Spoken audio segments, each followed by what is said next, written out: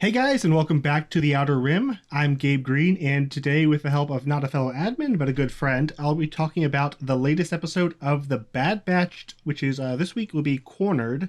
And with me today is Ryan. Welcome, dude. Hey, nice to be back. I appreciate you having me on. Yeah, definitely. Um, just to be aware, I think there's a slight delay in our Zoom call. We're calling a couple thousand miles, so just bear with us with that. Looks like it's about 4 or 5 seconds, so it might be a little awkward, but we'll try not to talk over each other or anything. Um, Yeah, yeah. so this week's episode, as I said, is Cornered. It was written by Christian Taylor. He's got some pretty cool credits in Star Wars. He wrote the Mortis arc, the Jedi Younglings arc, the Clovis arc, and what it was at one point the final Clone Wars arc, which was a Yoda's journey into like the nature of the Force in season 6. So he's got like a whole lot of Jedi lore and mysticism and whatnot on his resume. And the director was Saul Ruiz. Also of note is that this marks the return of Ming Na Wen. She voices the younger version of Fennec Shand. Also, actor and comedian Bobby Moynihan shows up as the grand shopkeeper that Hunter scams. He was a regular on Star Wars Resistance as Orca. Um, but actually, before we get into this episode, what have your thoughts been on the previous 3 episodes so far, Ryan? Um, well, I think none of them have reached the heights of the first one. I think the first episode was absolutely stellar. Um, Hmm. that being said, I have appreciated the other two. They've been fine. I like the transition from Republic to Empire and how quick it's going, and it's very nice to see this snapshot of the galaxy that I think a lot of Star Wars creators have been kind of avoiding, um, Yeah, we haven't seen a just lot because of it's easy to mess this up. Yeah, the I think it's easy transition. to mess this era up. Yeah, and the Bad Batch thankfully has not done anything to mess it up. I think it's quite enriching actually, Yeah, so far I, I and I I've think that sorry. So far I've liked the you're show. good. You're good. I'm basically done. Yeah, I've liked the show, and it hasn't ever reached the heights of what the Clone Wars could be. And I think one issue I think is that none of the characters yet are as interesting as the Anakin, Obi-Wan, Ahsoka. Basically, there's a whole Sure. cast of amazing lead characters in Clone Wars, and none of them are there yet. But it's been a very consistent, enjoyable, likable show so far, and I think this was just another really Yep. good episode. So at this one, we have the Yeah. Bad Batch facing the reality of having to provide for themselves because the Republic is not there to resupply them. And so they're just figuring out things like, oh, buying supplies and normal civilian things like bribing people, the stuff that everyone has to do in their everyday lives. Um, Yeah. that scene was really funny. Just Everyone not Wrecker anyway. yeah, we're getting the hang of the civilian thing. Um, Yeah. and I noticed some kind of interesting parallels going to this episode. Um, that like both Omega and the Bad Batch, or the adults. Well, she's part of the Bad Batch. The adults of the Bad Batch, both of them like place Yeah. their trust in the wrong person at various points. Like they place their trust in Yeah. the guy manning the garage or whatever, and then she placed her trust in Fennec. And it was interesting. I don't know how many of the parallels are intentional, but just showing how even though the Bad Batch are so much more experienced, they're definitely older, they know more about the world. They're still also incredibly naive as to like Yeah. what the world is like outside of a military structure. Right. They're used to being able to delineate a clear line between friend and foe.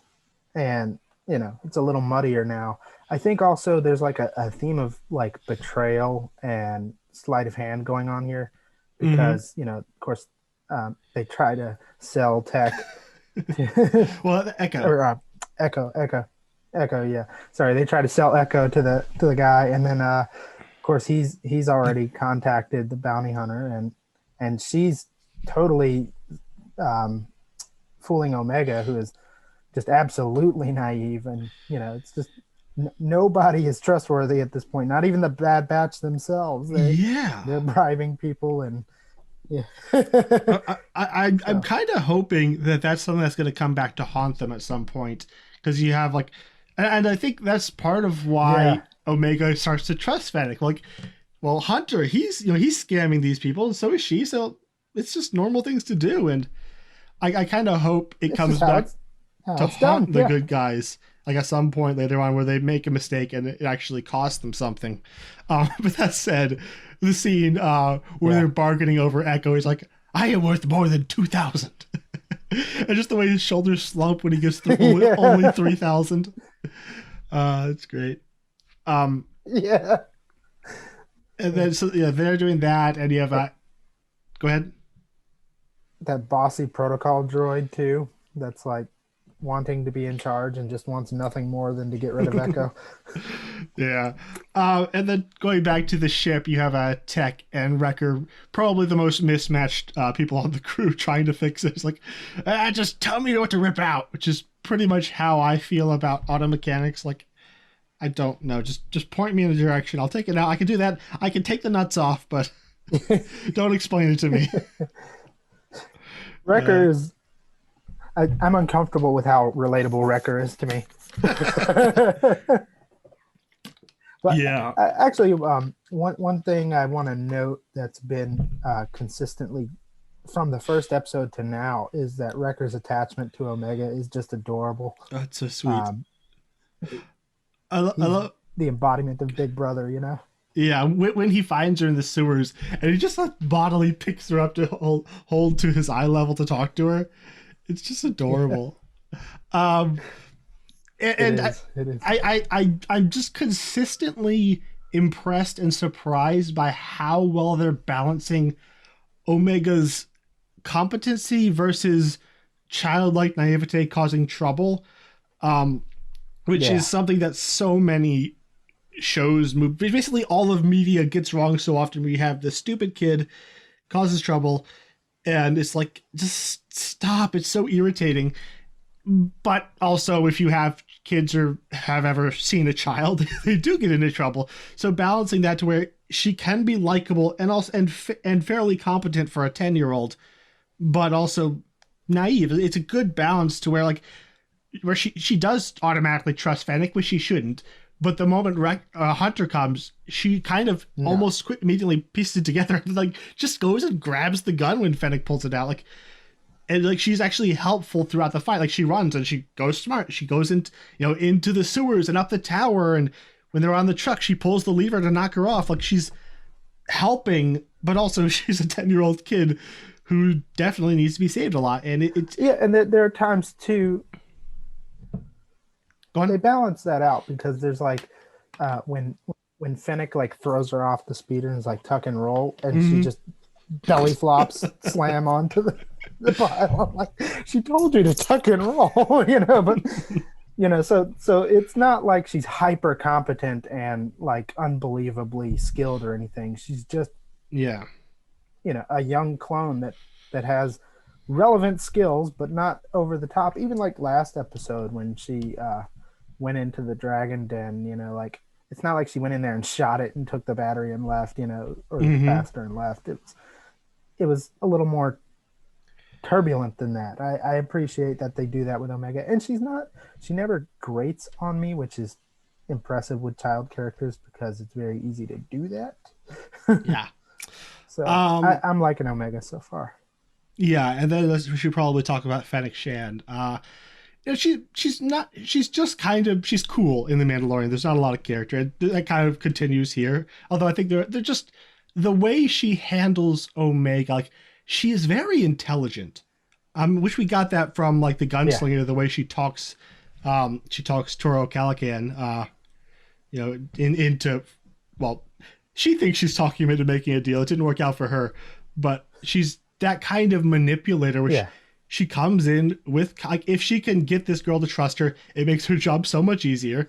So, I'm not going to grab her. I'm just going to come along. Right. She doesn't have to drag her onto a ship. Yeah. Mm-hmm.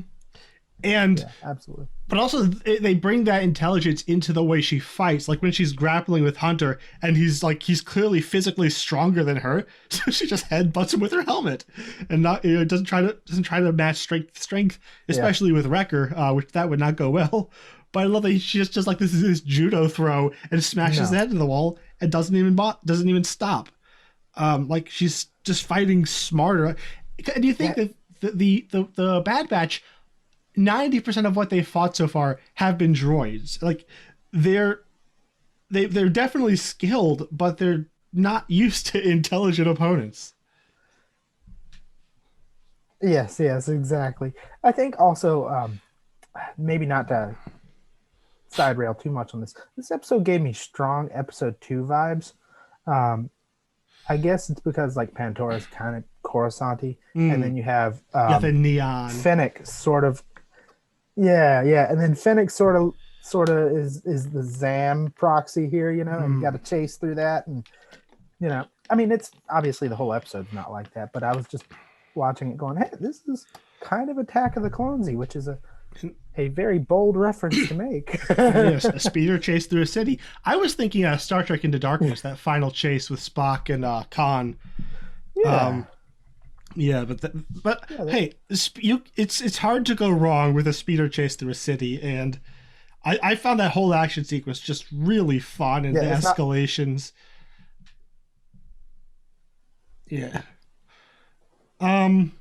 Sorry.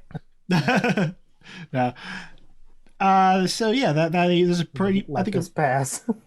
It's a lot of action, but I think overall the quality action is very good. I like just the violence and brutality is kept. I think it's fun, but also quite a few people just get killed. Like she just shoots a cop or throws the dude out of his speeder. Like there's a level of brutality that I think that I enjoy. That's like what makes the Clone Wars kind of special, I think, and now the Bad Batch. And I think and again I keep throwing back to this, but the first episode really set the tone well by starting out with Order 66. you get the impression that this show's not really going to pull punches. It's more late Clone Wars and less early Clone Wars. So I do appreciate the tone, and I mean it's kid accessible, but it's not not childish in that way. I mean, the third episode of the Clone Wars had droids hunting down stranded escape pods and venting them into space. So it just started a little rough. Yeah. So this episode. That's true. This episode ends with the question of who hired Fennec. My first thought is Nala Se, the female Kaminoan. I think she wants Omega back to continue the clone program, but I like how many factions they have going on now. Like you have the Empire, you have Bad Batch, you have the Kaminoans who are technically aligned with the Empire, but they might be going off in their own direction. Like I would be totally cool with bringing in a fourth faction with their own. I love stories where you have multiple people who all want their own things, but maybe they can work together, but then they double cross. Like those kinds of stories are always fun to me. So we'll see how that pans out. Yeah, I think Nala Se is a good contender for who it could be. I'm gonna offer an alternative theory, and I don't even think that this is right. I think you've got the better theory, but just to throw out there, there could be some crosshair stuff going on here. Maybe he is pulling a bigger version of the stunt he pulled in the hangar where he shot Wrecker to draw them out. It could be that he's after Omega to draw them out. I don't think so, but it's an alternative theory. That would be a very, very dirty and crosshair like.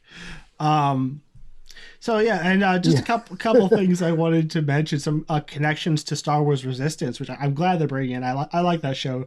Not a lot of people do, sadly, but I did. The ugly little puppy things that distract Omega. They're the same species as Buggles, which is the character Toradoza's like really hideous looking pet in Resistance.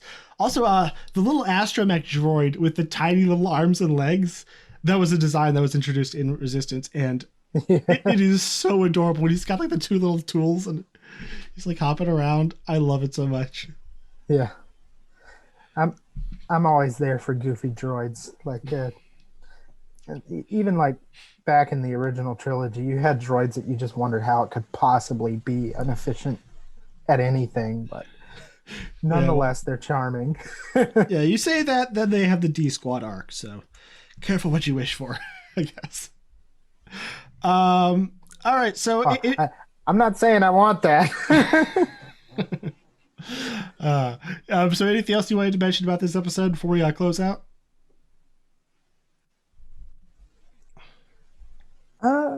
No, I think we about covered it. There's not a lot plot wise going on in this episode. It's very action heavy, which is fine. You know, you need action episodes in a series called Star Wars, or it wouldn't be a war at all. So I do appreciate this episode. I think it's pretty well done. There's not a lot to talk about in the lore department, but I'm glad to see Pantora again. That's yeah, it's always nice to revisit locations. A little sad we didn't get Senator Chuchi or Chairman Papanoida back, but they didn't really run in those circles. Yeah. No, it's a lower tier of below their pay grade. Mm-hmm. Yeah, I like the way this show is telling a story. Every episode so far, there's only been 4, but they've been taking the characters like a little bit farther, deepening the connection between Omega and the Bad Batch. You know, she's still learning about the world. She's learning about who can be trusted. To quote Into the Woods, you know, nice is different than good, or to quote Tolkien, all you know. Was it all that glitters is not gold? You know, just kind of she's learning about who can be trusted. The Bad Batch is learning about how to how to be civilians and do that. So like it's you don't necessarily think about this big dramatic arc happening in the episode, but when you stop and like pay attention to what the beats that are happening, each episode is another little step in character growth. I think this is going to keep, if they can keep that up, it'll keep it engaging throughout. All right, so real quick, you want to tell us where people can find you and whatever you're up to online, Ryan? Yeah, sure. Of course, I am in the Outer Rim group on Facebook, so you can see me there, of course. I'm not really active on Twitter, but I do have a YouTube show, The Raw Quiz Show. We just started season 3. I don't know when this episode's going out, Gabe, but probably Sunday or Monday if I get lazy. Well, then the most recent episode just came out the day before, so yeah, the Raw Quiz Show. It's a trivia show.